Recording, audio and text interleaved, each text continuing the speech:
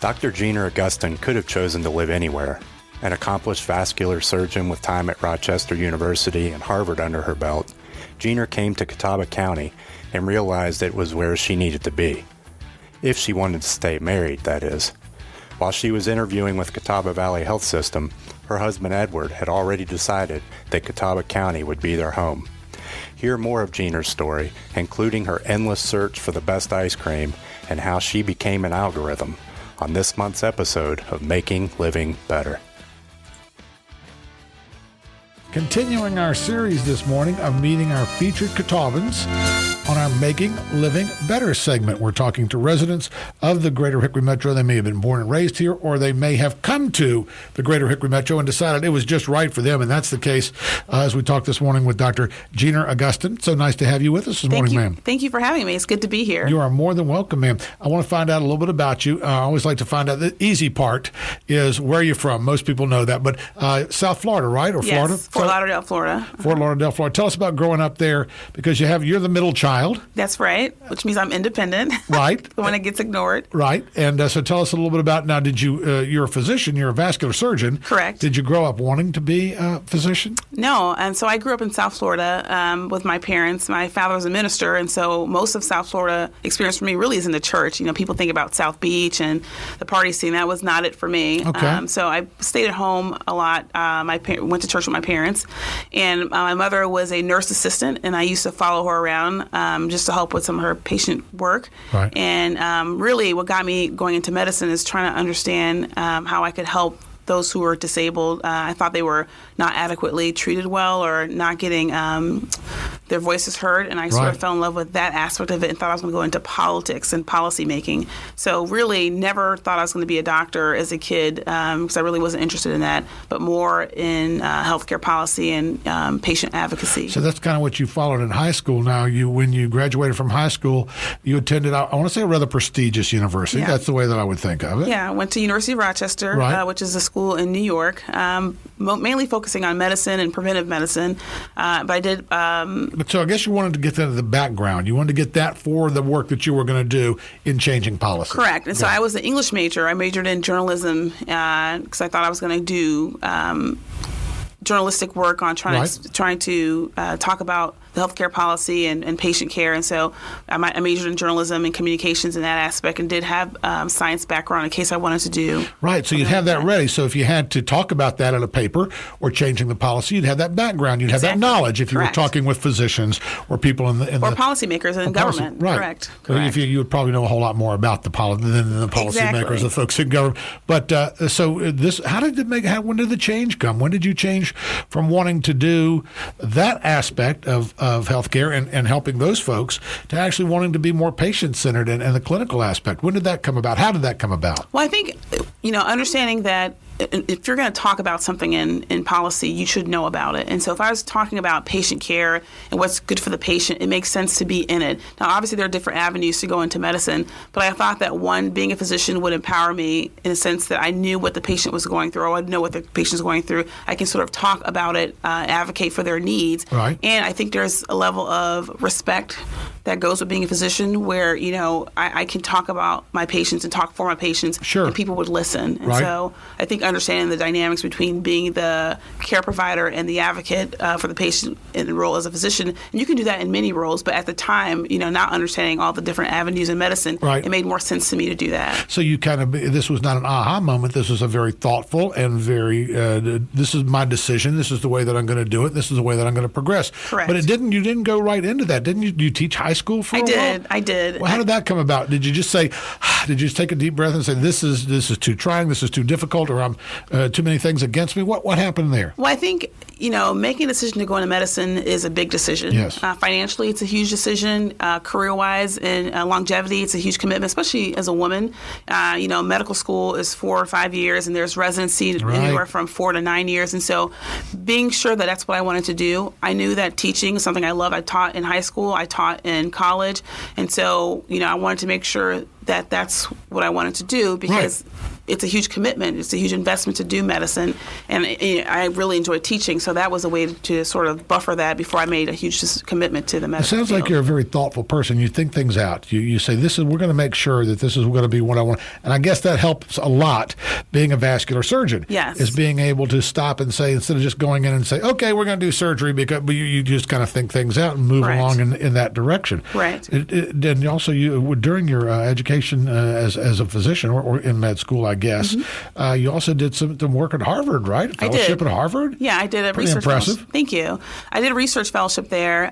This is actually before I thought I was going to go into surgery. Right. I met a couple of vascular surgeons at a conference we were in, and sort of trying to understand what they did.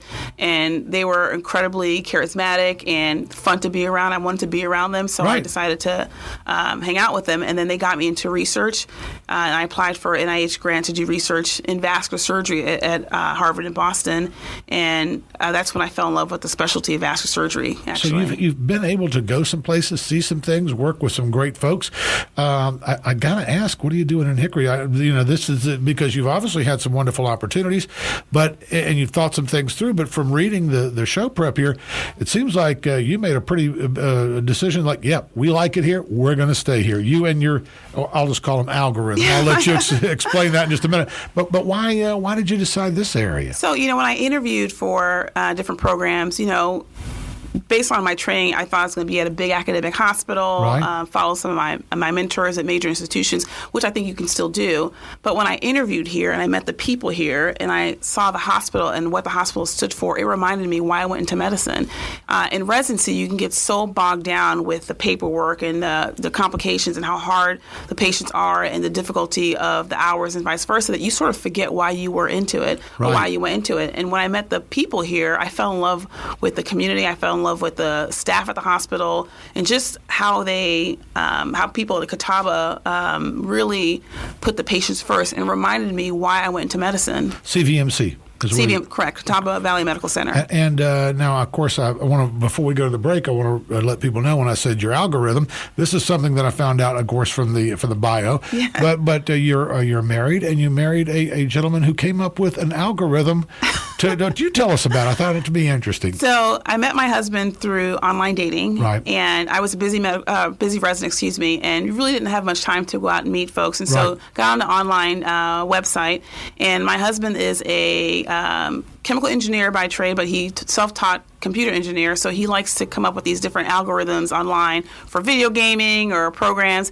And he was on this website, and he came up with an algorithm to sort of filter out, ladies who fit his type. And so he was going to make his best use of time. Correct. And clicking on me several times, and so because he, I fit his algorithm. Right. I came up on his list, and he kept clicking on my site. Not him, but his computer system kept clicking on mine. You kept moving on up. Moving on up. And that search engine, right. Exactly. And so it's like, well, who's this guy who keeps visiting my page, even though it really wasn't him? So that's sort of how I fell into his trap. And, 4 or 5 years later, here I am married to him. And I think that's fantastic. That's a great, and he really loved the area, right? From what I understand, that he was like, you can keep interviewing if you want to, but I have found a home. He really liked the area. He loves it here, for sure.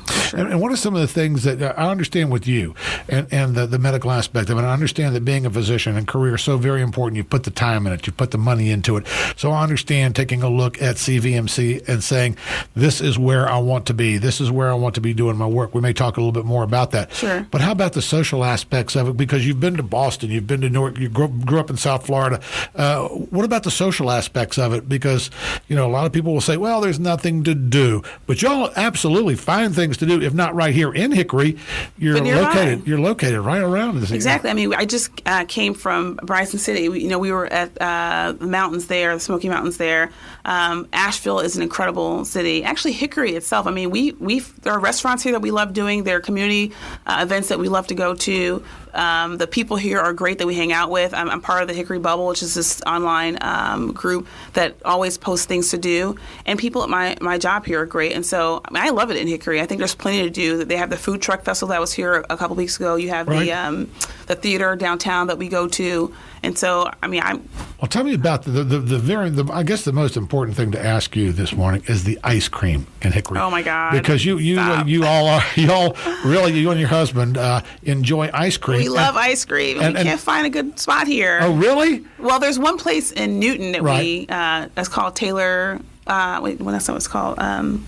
Scoops. So you're looking for you're kind of kind of a connoisseur, yes, if you will, of ice cream. So that's what you're looking for. You're looking for that good ice cream. Is it a perfect bowl? Is it a perfect cone? How do you like your ice cream when you have it served? And it has to be creamy, right? High fat content. Obviously, as a vascular surgeon, I shouldn't be saying this, but that's important, right? I like odd flavors, and so good. And they're doing that a lot now. They are. They're coming up. I think Ben and Jerry started it years ago, and I think some entrepreneurs are bringing out more and more different flavors and different combinations. That's great. I know that when I saw the ice cream, was like, we've got something in common. I'm probably not quite as advanced as you in the discerning taste, but more with Dr. Gina Augustin. That's correct. More First Talk right after this.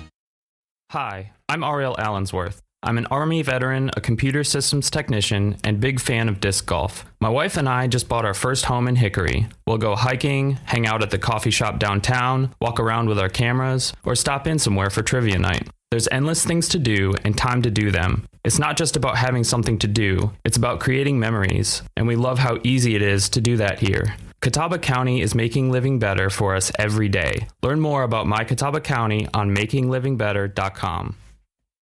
Tell me a little bit about vascular surgery. This is one of the things I think sometimes people think they know what a vascular surgeon may do. But in this case, I'd like you to tell me, please, what does your profession entail? So we are, in essence, the plumbers of the body. And so if you think about blood flow goes everywhere, to the brain, to the arms, to the legs. You have arteries, and veins, and actually lymphatics everywhere. So, the arteries pump blood to different organs, and the veins bring it back. Right. And so we deal with diseases that affect the arteries and the veins. And so the only parts we don't work on is the brain. So neurosurgeons usually deal with that, or the heart, which is where cardiac surgeons and cardiologists deal. And oftentimes people confuse that. But we essentially take care of blood vessel problems everywhere else. And so if you think about patients who have pain with walking, that's a common disease we treat called claudication. So you have blockages or atherosclerosis in the arteries to the legs. And so oftentimes patients have to walk and they stop because they get cramping or aching in their leg. It's because they may have a blockage. Right. Or patients who have varicose veins or varicose vein ulcers from it, it's because they have a problem with the vein structure, and we have to help to take care of that as well. So this is something that you do within a practice, is that correct? Correct. And you do this mostly as surgery. Are there other ways if somebody comes to you and says, you take a look and you have a diagnosis, it's not always surgery? As a vascular surgeon, you're not always doing surgery in the treatment of these conditions. Exactly. And actually the first thing we do is actually treat the medical aspect of it. And so, I always say atherosclerosis does not discriminate. If you have blockages in large vessels in the leg, imagine the small vessels in the heart or the vessels that go to the brain.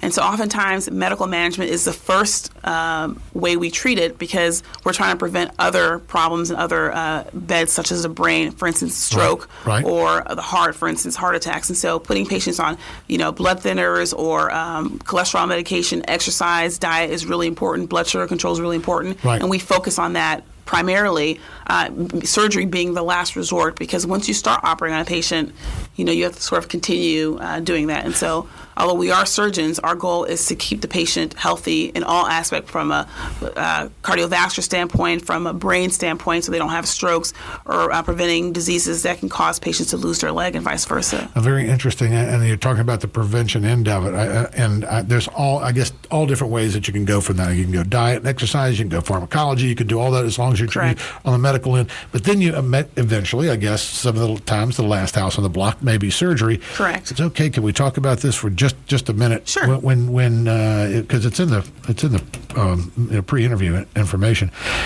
To be a surgeon, when you started off, you didn't want to cut skin. That's right. So tell me about that. That's interesting. Going from not being able to do it to really, that's your living. I used to, this thing called vasovagal, where you almost passed out at the idea of someone putting a knife onto skin. I could not handle it. Right. But I think my mentors in vascular surgery I really enjoyed working with them. I actually, one of my mentors used to say, Gina, you can become a vascular surgeon or spend your whole life wishing you had. And I think that's wonderful. I saw that quote in there. You can either become a vascular surgeon or spend your whole life wishing you'd become one. That's fantastic. So he loved what he did, and so I sort of psyched myself up into doing this. And finally, my first surgical rotation in medical school, I got into the operating room. Amazing theater. There's all this sterility and organization. It's like an orchestra. Right. And finally, I got to do an operation after I psyched myself, down a bit, and it was unbelievable. And also seeing the patient after and saying, I have a problem, I hurt here, and I can fix it. That level of gratitude and satisfaction, I think, is unmatched. And so, so much of medicine is based on what patients do. And so I want you to stop smoking. I want you to exercise. I want you to, do this. And oftentimes as physicians, we can only do so much. Right. And a lot of how they do is based on patients, where surgery, there is another aspect to it. I can fix the problem. If you have a gallbladder issue, a general surgeon can take out your gallbladder. Or if I have, pain in my leg when I walk, I can open up the vessels. So there's instant gratification and instant satisfaction of the patient, I think, is unmatched. Something that wasn't in this, but I want to talk about it briefly. You had a very interesting childhood, I would think, because you've got the spiritual aspect of it, you've got the healthcare aspect of it. How much of that still resonates with you, both parts of that, the spiritual part of it and the healthcare part of it, that you learned as a middle child from mom and dad? I think it's intertwined. I think people often think that people of faith aren't scientific, and I think that couldn't be further from the truth. And actually, one of the reasons I love Hickory is this is the first place I've ever been to where you're not ashamed of your faith. I can go and the patients ask me to pray for them, or pray with them. And I've had patients who've asked that before, or they incorporate faith in their reason for being. And so I think it's really important. I think Hickory affords me the ability to be a practicing vascular surgeon who can profess my faith. And that's really important to me too. But I think the two are in the same. I think people who think they're separate really are misguided. They're not mutually exclusive. A person of faith can certainly be a person of science as well. Right. And to me, I think being a person of faith and seeing how the body works, to me, it's just a testament.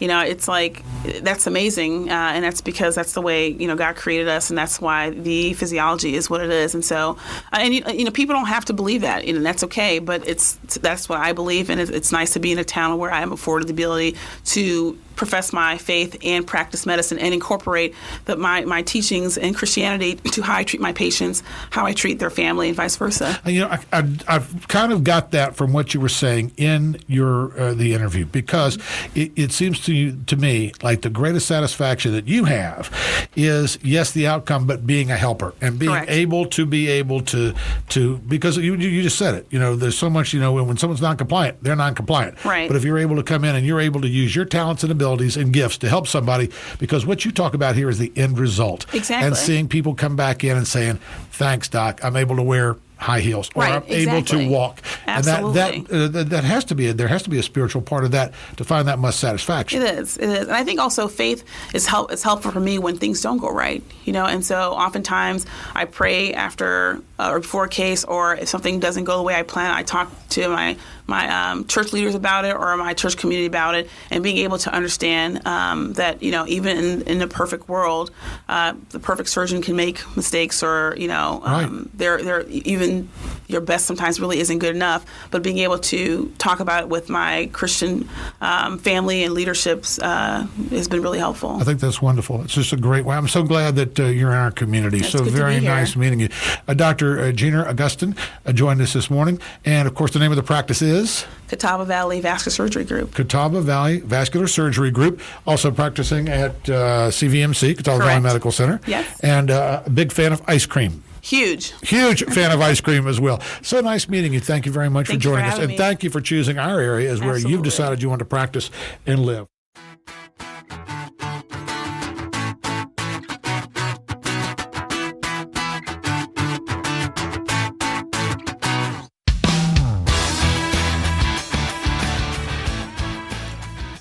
The Making Living Better podcast is produced monthly in partnership with WHKY, Catawba County's source for first-person storytelling.